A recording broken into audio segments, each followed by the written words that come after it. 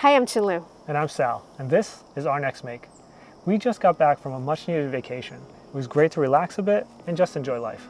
We took some time off to recharge our creative spirit and would love to share with you some of the amazing things we found that was inspiring. Yeah, the first thing we saw was the Hoosier cabinet in the cabin we were staying at. It's this 100-year-old piece of furniture that was an integral part of the kitchen. There were these amazing scrolling doors that was just able to tuck away. And I remember you geeking over what was inside of that cabinet behind those doors. Yeah, I mean, it was an entire kitchen in there. There was a flour sifting mechanism. I could have just played with it for hours. And there was a spice rack and a sugar container. It was really amazing. What I found really inspiring was that the mechanisms were simple but effective. Like the entire workstation can be pulled out and tucked away easily just on rails. And then the drawers, all it was just a wooden frame that was kept within the space with a little block. So very innovative but simple to do. I think that was a really great start to recharging our creative juices. And it was cool to see you take that and jump right into a new project. Yeah, I mean, you know that I don't like wasting anything, and to be able to rescue an old shirt that had some holes in it, I was just glad I could actually do like a constellation sewing to create the cool little graphic that I did. Yeah, I think you were aiming for a llama, and you probably ended up with a one-hump camel, which is, what's that called? A dromedary. Dromedary. I definitely made a dromedary. We got a ton more inspiration when we visited a few antique shops. I just love looking at all the old tools. They're so ornate and extremely well built. Yeah, the decoration extended to things like the butter press, where it's so beautifully created. Even though it's primitive, you can use it today and you just hang it up now as a piece of artwork. It's so beautiful. Even the doorknob, like what we know as a doorknob, is so simple, it's just functional, but they were able to create all of these decorations on it that carried across the entire project, including the little door keys. Is that what it's called? Keyhole. Keyhole. That. And that adjustable lamp, it was just amazing. I love the fact that it hid the mechanism in plain sight. It was beautiful. Yeah, it was built right above, almost like a complete shape.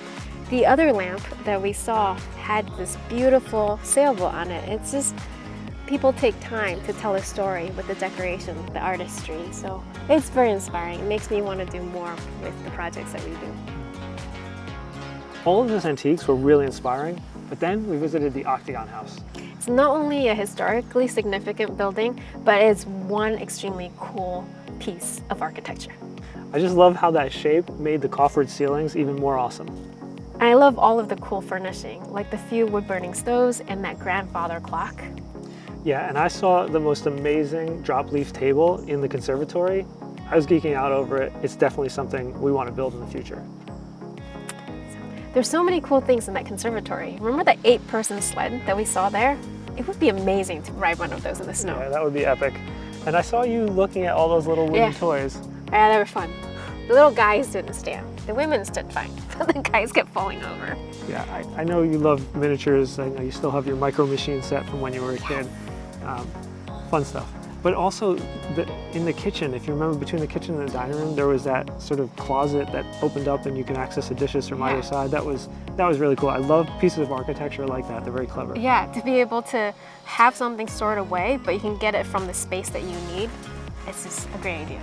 I also found that writing desk in that library so intriguing. You know I'm a huge fan of transforming furniture. Yeah, I love how the top opened and the writing surface slid out. It was really cool. And then up in the bedroom, there were these closet doors that sort of opened downward. They're all built in. Yeah, it was really clever use of space.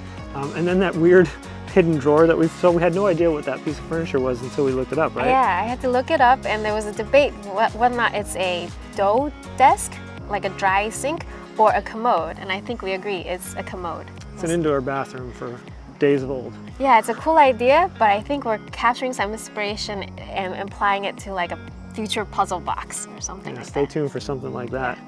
You know, maybe one of the most interesting thing about the house is that cupola. 360 view of the town. It was amazing. Yeah, and you can see the mountains in the distance. It was totally unique, and I think it was the perfect end of our week-long journey for inspiration. I think we're ready to get back to making projects. We hope you enjoyed seeing all the things that inspired us over the last few weeks, and we hope that your creative juices are flowing just as much as ours are. Thanks for watching. We'll see you on our next make.